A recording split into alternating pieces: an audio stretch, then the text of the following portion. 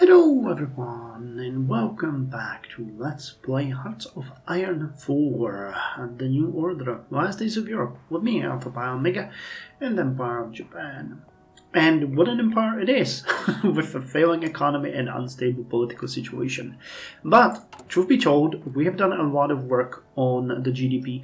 We managed to slow the shrinkage to a bare minimum of 0.371%, so not even 0.5%, which is amazing. We can leave it at that for now and start focusing a bit more on our political instability, which is frankly abhorrent. Our support in the House of Peers is only 32%. It should be at least 50%. Government stability is 27%. It should be at least 50%.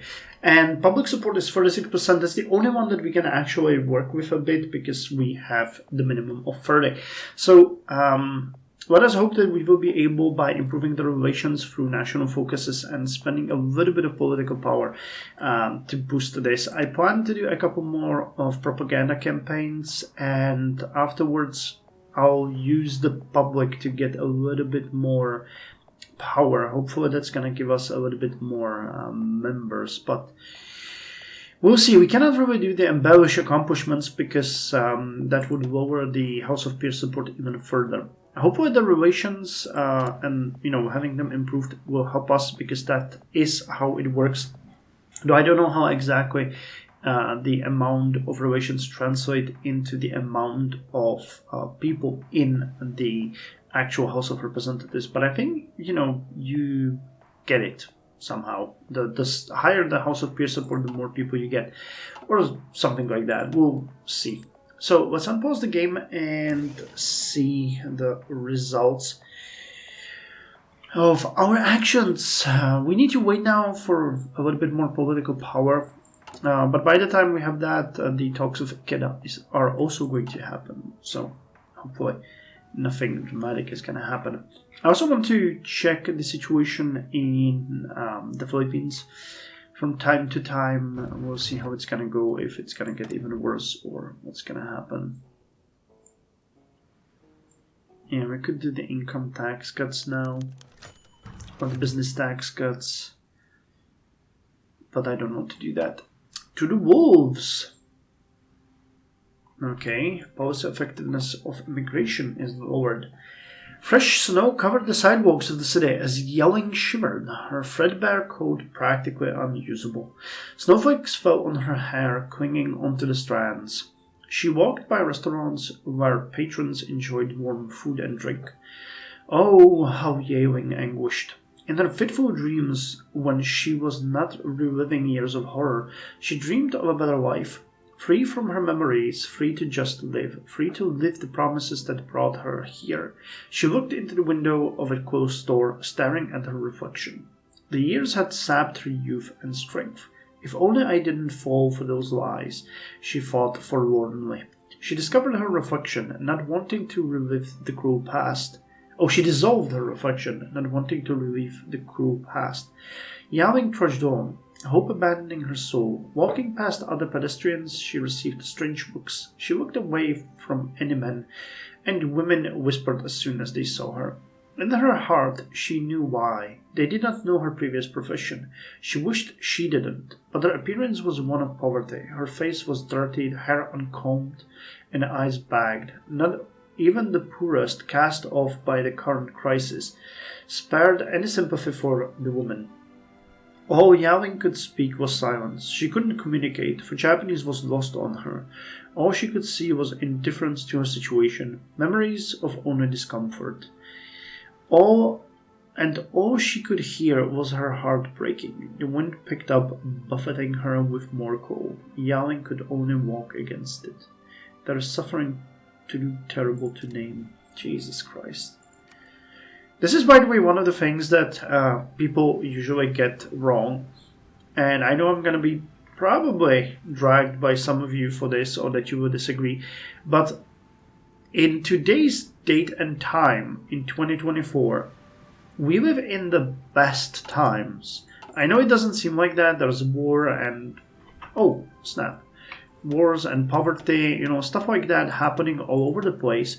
But when you look in the past, say, 100 years, 200 years, 300 years, there was anguish that is unprecedented for today. And I know that, for example, situation in Asia and Africa isn't great, but it is still better now than it was 100 or 200 years ago. Small variations aside, there is least or less people living in poverty or pain today than there ever were. So hopefully, when reading these, we realize how lucky we are. And again, I know that we have problems, but as a whole, society has evolved. There's the situation with Russia and Ukraine, which is just horrifying. But there was always something, and it was way worse. And this dystopian past that we see here is just, Jesus Christ, abysmal. And when you think about the war crimes, Second World War and Cold War and everything, it's just better now. Generally speaking, as a whole, I firmly believe that we are progressing as a society and people. The West Russian Revolutionary Front declared war on the Order of St. George. And I cannot believe it, but Amura is actually winning this to a certain degree, isn't it? Well, it's at least even. They have a much smaller army, but they're really fighting for it. Interesting. Okay, so we upgraded all of the original destroyers we had. Do we have any more here? Nope. So what about another fleet? Yep, we do have you guys here. So let us send you just to the dockyard. You can go drill. Germans retreat from the channel. Oh, okay. In a stunning and humiliating move, Germany has unceremoniously withdrawn its forces that were threatening to invade England without any agreement to address its stated security concerns. The retreat has all but signified the end of the Channel crisis that has gripped the world for the past month. So that's a loss for them, isn't it? Yep. Puerto Plata defeat, Second Malak's uprising, Channel crisis, total defeat. Jesus. They're getting backslapped. With the Rule Britannia being heard sung from the highlands to Dover, celebrations have broken out across not only Britain but also the rest of the Oberfen, with America overjoyed at the successful show of its alliance's power and the Commonwealth stating its delight at the re-establishment of British relations. With Britain firmly out of its grasp, unrest has soared in German satellites across northwestern Europe, with the renewed hope that one day their countries will be free too. Germania will need to diligently reinforce its iron grip, lest Hitler's empire be doomed to follow its creators into the grave. Britannia rules its waves again. Interesting. So United States are Channel crisis. I wonder how that happened.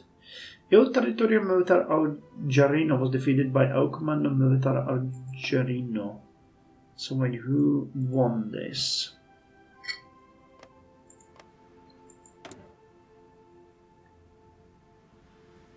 Okay, a member of the Italian sphere. Peace returned. The news reached the Prime Minister in the afternoon, and upon hearing it, he felt as if a great weight was lifted from him. German ships withdrew from the English Channel, and the Americans docked into London's port as liberators. Free Britain was now an Olafin ally and their anchor in Europe. More importantly, it meant that the Channel crisis was over, and the threat of another world war was over, or perhaps deferred was more the accurate word. Because there was always something else, wasn't there? From a western window, Kaya Okinori watched the sun fall below the horizon with a glass of sake in his hand. The sun always sets, and it's always back the next day. One crisis ended, but there's always another, ready to emerge. Somewhere, crawling in the back of his skull, there was a creeping awareness of what the next crisis would be. It would be closer to home, and it would involve the Americans. They would be drunk on victory now, waving their torch of freedom as it set fire to everything around it. The sphere felt its fires twice before, in the Malaya and the Philippines. And do these things not come in threes? His thoughts turned to a southern brother in the co-prosperity sphere, and he made a mental note to speak with his cabinet on the matter. The Prime Minister took consolation in the fact that they had survived this crisis.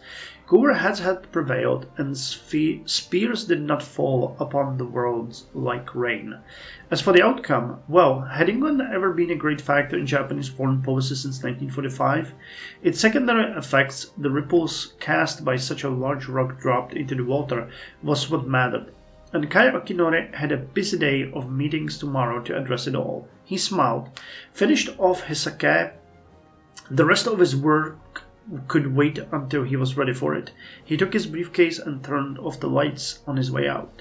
Kaya Okinori wondered if anyone truly knew how close they were to destruction. The Central Siberian Republic has conquered the Siberian Workers' Federation. Well, he's true in one regard. We are gonna face a crisis soon, I'm sure about it. Independence for the Algerian Union. Okay, let me just take this propaganda campaign.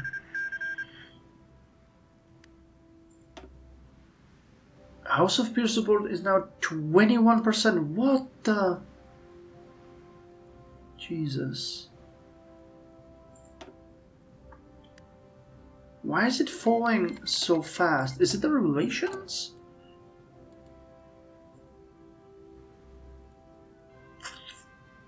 I'm not sure. Okay, we can do it in 4 days. This is really bad. Independence for the Algerian Union. As Italian troops are still celebrating their string of victories in Algeria, it seems like the negotiations between the Italians and the Algerian natives, especially the National Liberation Front, have ended on a sour note. The Italians essentially backstabbed the FLN, reverting their promises of an independent Algerian republic under their leadership, instead setting up a de facto puppet state led by Algerian politician Saoud Boualem. Boualem was always opposed to Algerian independence, instead much preferring the continuation of European rule, first under the French and now under the Italians. With Boualem's government being extremely unpopular as the Algerian people clamor for independence, many suspect that this decision from Rome actually stems from a plan to use Algeria as a bargaining chip to bring the French state into the Italian sphere, while the Algerian people accept yet another humiliation. I'm thinking we need to increase the relations with with other factions, because the support in the parliament is just horrifyingly low, and I'm pretty sure it's part of the relations. Okay, our GDP is just crashing. Living with the unimaginable.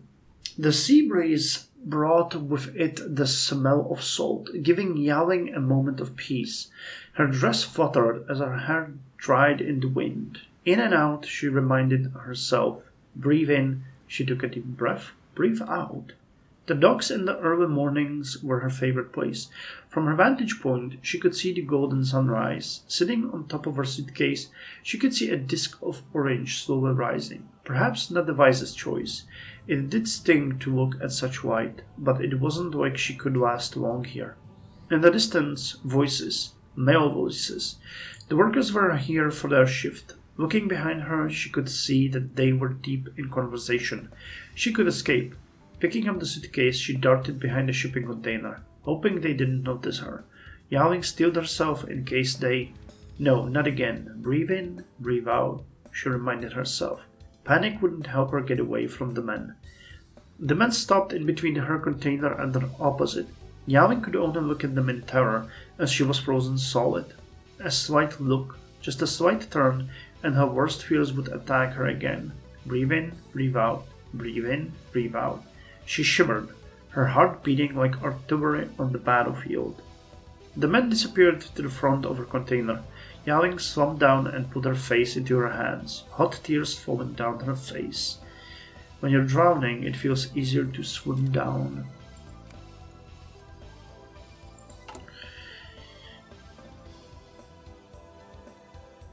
Okay, let me see if we increase the relations with conservative. No, let's work on the independence. There's a lot of them, and we will not get any extra support from them. Via the events. Yes, there's 115. We get extra. Wait, we can actually wait for this one to finish and then decide whether we increase the relations or whether we just burn it on the support. Because we need to figure out what will help us more to increase the support in the House of Peers. Government stability.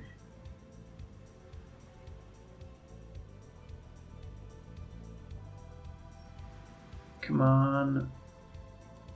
Give me that. Because it's falling really fast. And I think it's because of the relations. Okay. National focus, so that didn't help. It didn't. It didn't. It helped with just this. That's bad. Because we don't have enough power to fix that. Okay, well... If that doesn't help, then... I guess listen with Kido because the next one helps us with the support. Highly increased political parties' policy effectiveness. So listen with Kido. Kido and his group of nobles are another faction which must be dealt with to preserve the stability of our government. Fortunately, we should be able to satisfy them easily enough. In relation, their power increases. Fortunately, we should be able to satisfy them easily enough. Promises of protecting the power of the Junshin from the future reform will likely be enough to keep them on our side for the foreseeable future. Okay. Hopefully then we'll both be able to mutually keep an ear out for each other's interest. Okay, so now let me see.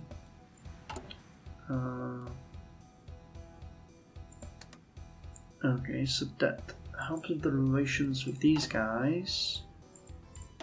I don't think it helps with this, though. So we're gonna wait and launch a propaganda campaign afterwards. Maybe it's gonna start increasing now because we have more hardliners, cordial. Improve technocratic relations. Relations can be improved. Well, let's wait for the calculation. Threats from within.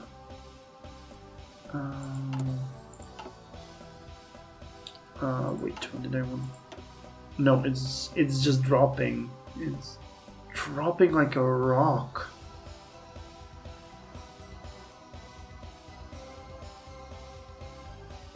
It's visible as such, keeping the content. Temp content is the paramount importance.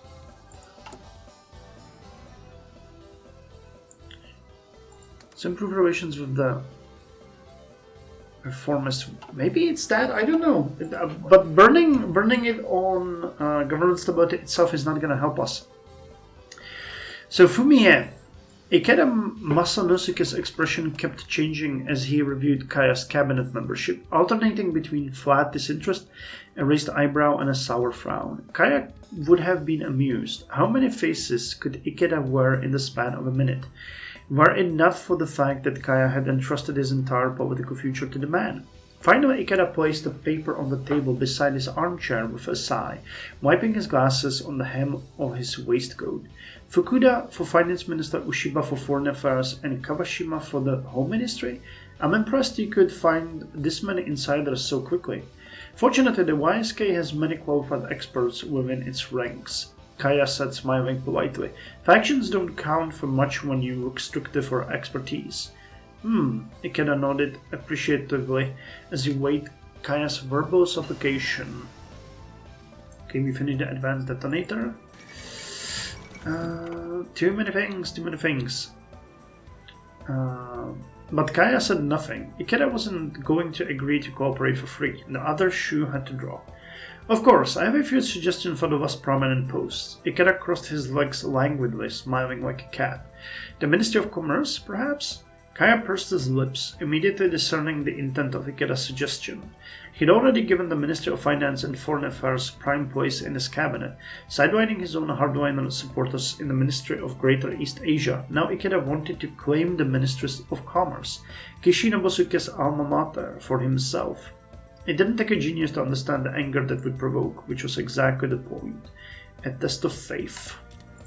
Threats from within. Kaya Aoki's face was a depressing combination. Wait, let me just see.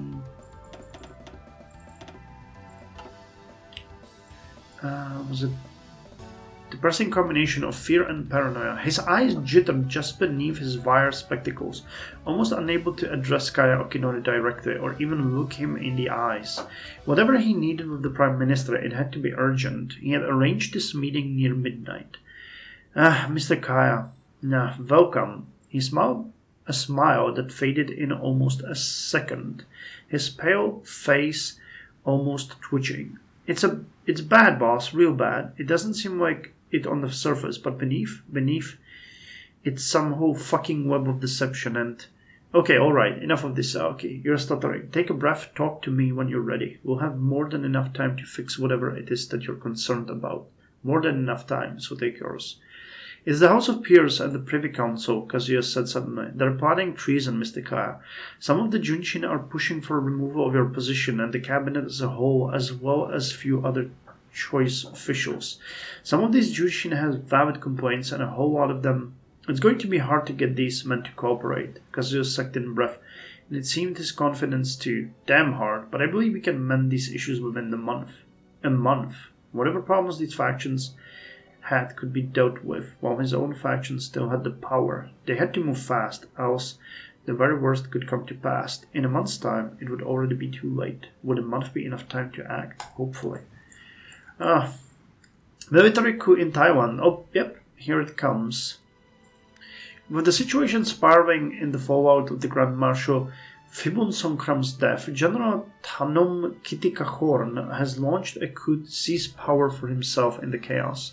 Having established his presence within the military bureaucracy decades prior, a rush of armed detachments sprung to storm Bangkok's halls of power, and the general was sworn in as the new president of the Republic. Among these first actions are calls for loyalty and patriotic fervor. Thousands of troops march in the cities of the young republic, saluting the President Tanom as he watches over the nation with scheming eyes. However, as Taiwan still licks her wounds, the world watches on as a new tyrant is born west of Mekong. Okay, so with us finishing the advanced detonator. Okay, all of this is out of time. That's really mind warfare. I'm not really interested in that. The Haitian Revolutionary Front declared war on the Republic of Haiti. Modern battleship hull. Depth charges. Should we look in the battleship hulls? I don't know. I don't think that, we are that interested in battleships. Light aircraft. Okay, let's work on these. We're gonna get a little bit more range out of our aircraft. Jet engines are able to provide far more thrust and speed than the obsolete Propero design, but our current models rely heavily upon expensive raw materials and complicated engineering which quickly wears out under the stress of flight. By utilizing simpler components and easier to obtain materials while combining them with design enhancements, we can create engines which last longer, give more thrust, and are easier to build than before. Okay, that sounds a little bit more like it should give reliability bonuses instead. PPLN launches general uprising. Reports from Port-au-Prince indicate that cities across Haiti have descended into urban warfare as the People's Party of National Liberation launched an all-out assault against the Haitian government. While the PPLN have waged a low-intensity insurgency against the Haitian government for a sustainable period of time, this represents the first instance of large-scale open warfare. The Haitian government has declared a state of emergency, and mobilized military forces to end the insurgency. Despite government assurances of victory, entire sections of the country have turned into war zones. The revolution comes to Haiti, and Siberia has conquered, or the divine mandate of Siberia has conquered the Soviet Pacific Fleet in the struggle for fate of Russia.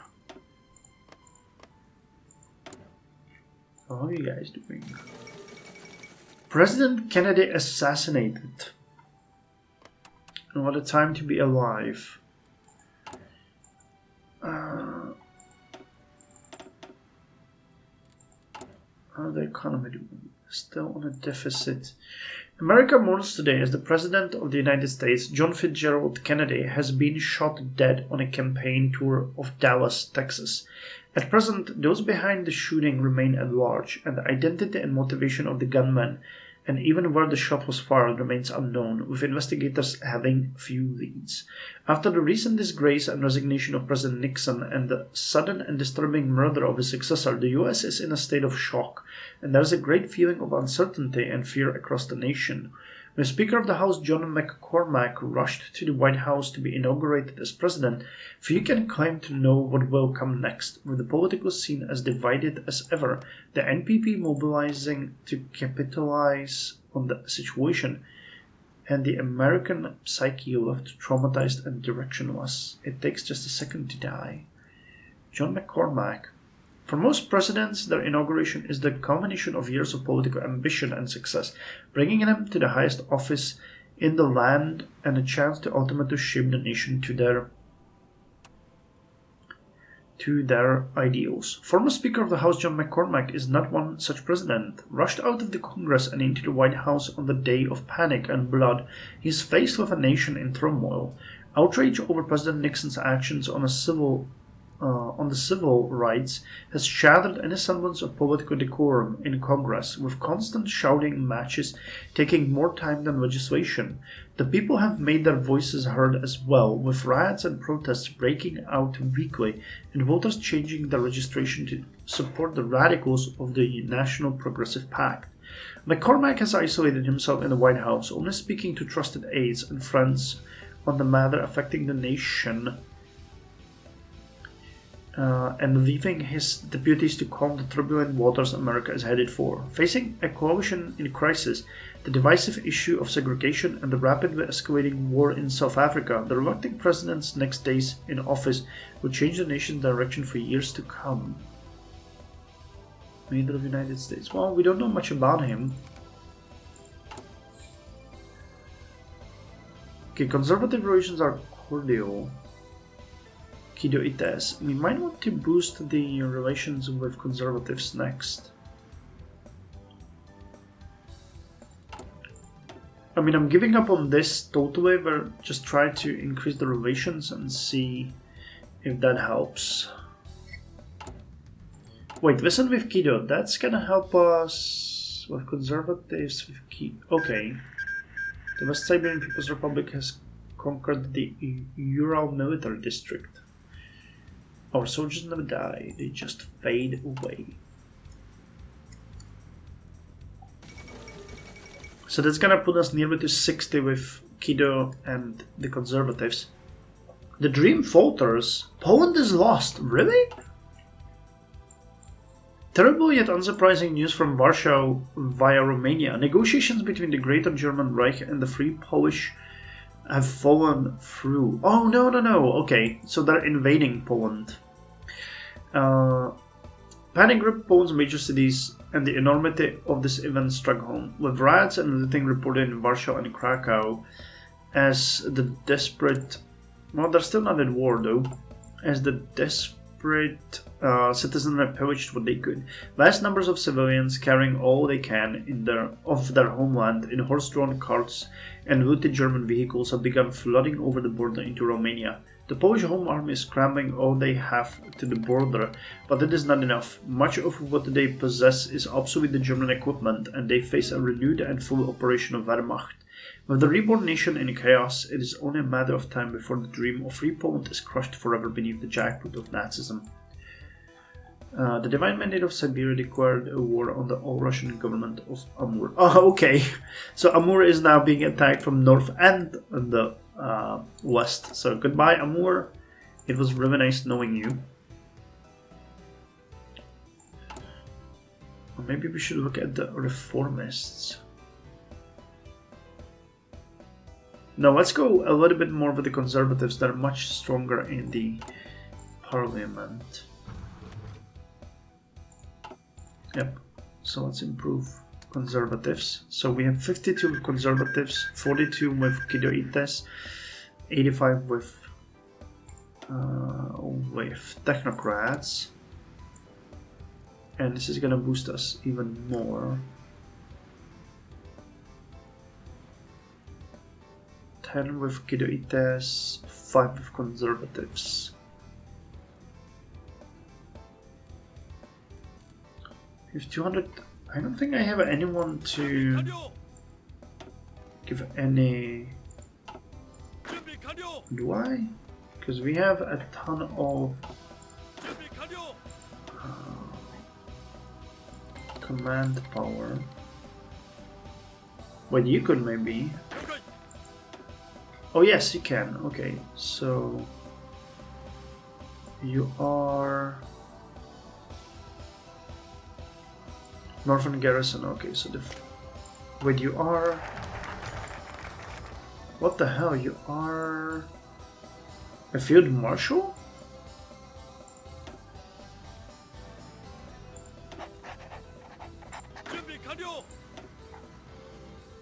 Really? No. Sorry about that, it was a skip. Well, quite honestly, we're gonna end this episode anyway, but I just wanted to have a final look at what the situation is. Okay, so we have currently the support of 228 MPs to vote for us after the last focus finished, so that's pretty good.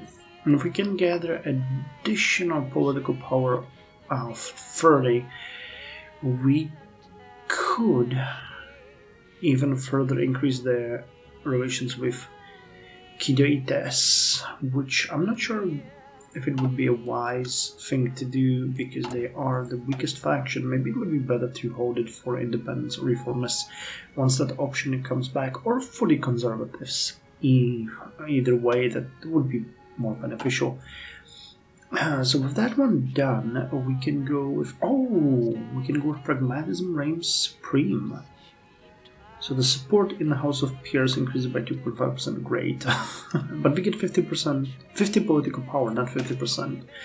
The art of the compromise is an incredibly delicate one. This is an assertion which has been proven by the disappointing lukewarm responses expected once the new cabinet has been minted. It will be a cabinet restricted by the various compromises made in order to create it, yet the Prime Minister remains confident.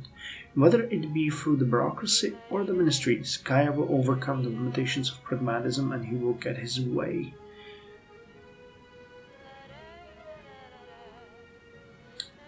Yeah, okay, so we have to do this one first and then we're gonna go with the other ones, which will help us slightly with the reforms and Kidoites, but the 50 political power is going to give us additional, 10 relations with the reformists and conservatives combined.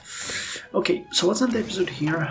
We're gonna deal with the event, our hallowed institutions, in the next episode, and hope that the situation is not gonna get much worse. I mean, it can barely get much worse, so you know, that's that.